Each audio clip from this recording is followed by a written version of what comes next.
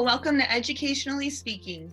My name is Sarah Davis, and I'm a communications specialist with Oakland Schools and the host of this podcast. The goal of Educationally Speaking is to focus on important topics related to education here in Oakland County, Michigan. Experts say the most important thing parents and caregivers can do right now, in this time where learning has become particularly challenging, is to keep a love of learning alive.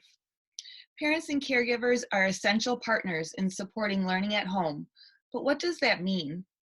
In an effort to provide help to local parents and caregivers, Oakland Schools District and School Services has started a Partnerships at Home learning series geared toward navigating these new learning challenges. Here to talk about this series is Executive Director for Oakland Schools District and School Services, Jennifer Gottlieb, Oakland Schools Science Education Consultant, Jessica Ashley, and Christin Silagy, a Troy School District parent and educator who has engaged with the new series. Thanks to all three of you for being here today. Thank you for having us, Sarah. No problem. So Jennifer, we'll start with you. Can you introduce this new Partnerships at Home series? Sure, Sarah. The heart of the series is about working with parents and caregivers around ways to keep a love of learning alive while engaged in everyday family activities. Things like eating dinner or making a snowman or driving in the car or going for a walk. These sessions are about fostering curiosity and wonder. In order to thrive, people need opportunities to play, reimagine, design, and envision their lives, to live in a place of possibility. This series is not about helping your child with homework or about parents being math or science or literacy experts. It's about leveraging the time you have together as a family to be curious together. Very nice and very important right now. Why did Oakland Schools District and School Services decide to launch this series? Well, Sarah, our kids are spending more time at home this year than ever before. You know, even as schools return to face-to-face learning environments, that after-school socializing piece is really minimized for kids. And there's so many opportunities right now for families to lean into learning and to find that joy and wonder in the world around them. So the sessions already started on December 9th, but they continue through April 28th, and each one focuses on a different topic that Oakland Schools feels would be helpful to parents. Can you talk about some of the topics that were picked and why those were chosen? So we have a huge variety of topics in this series, and we were really thinking about what would be meaningful to parents of children at different ages. So we have sessions about engaging in literacy strategies with our very youngest learners, that birth to age 8 set. We have a session on supporting families with helping teenagers thrive in our current context. We have a session coming up where we're going to explore math ideas through games, books, and conversations, but not worksheets.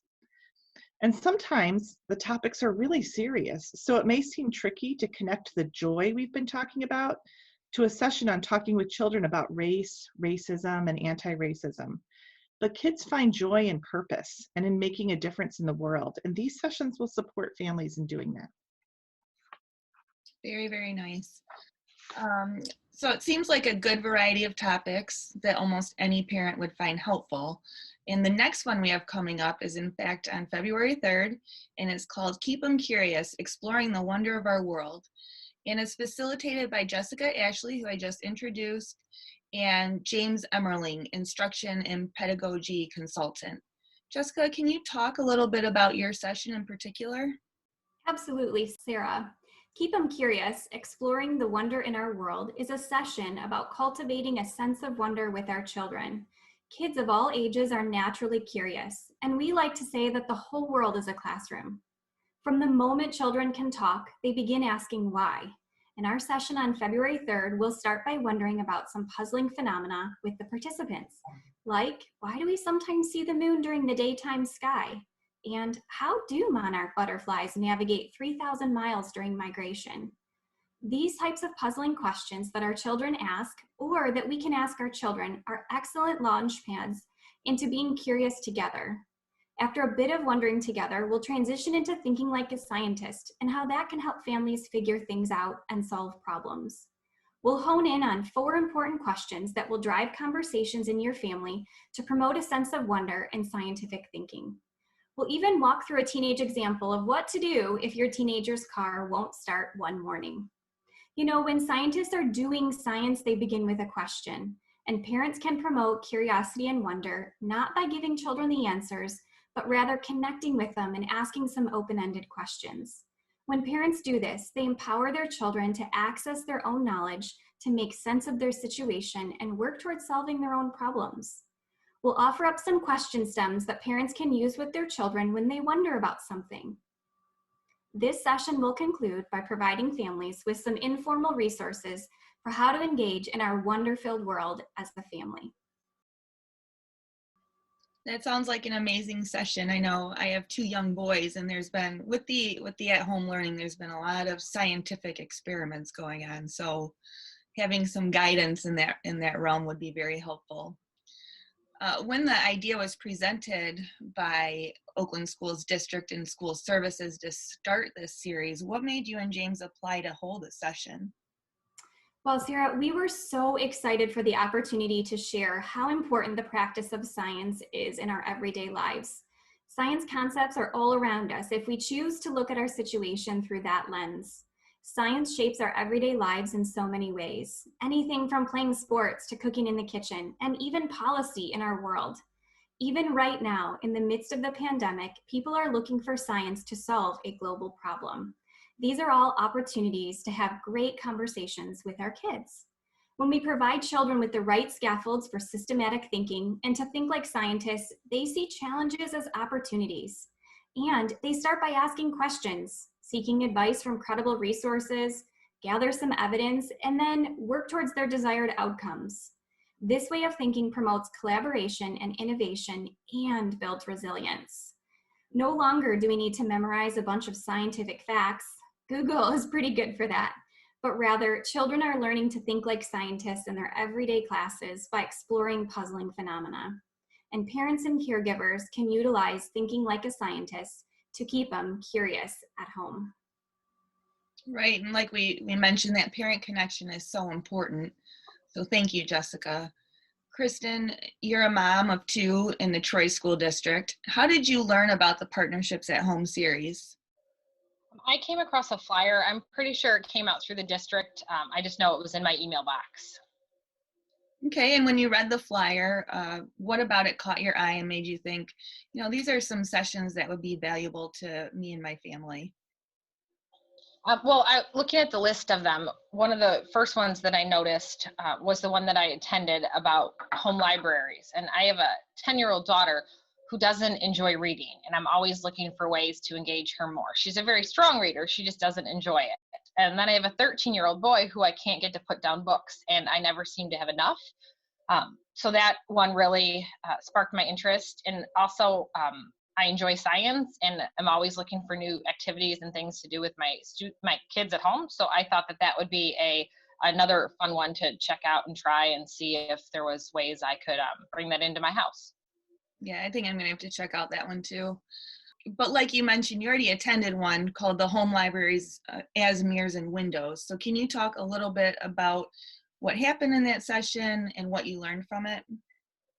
Yeah, it was a really great session. We talked and learned a lot about windows and mirrors, like it says in the title of the session. And books that are mirrors are the books that your children can see themselves in. There's either characters that have characteristics like them, or look like them, or are into the same things, creative or art. But they're books that show them mirrors of themselves. And then the window books are books where they can learn about others and see through the windows of other cultures or students that live differently from them or like different things from them. So it gave me a lot of things to really think about with my kids. They also shared titles of books that you could just, throw in your Amazon cart. So it was kind of like a grab and go. I could do something with it right away.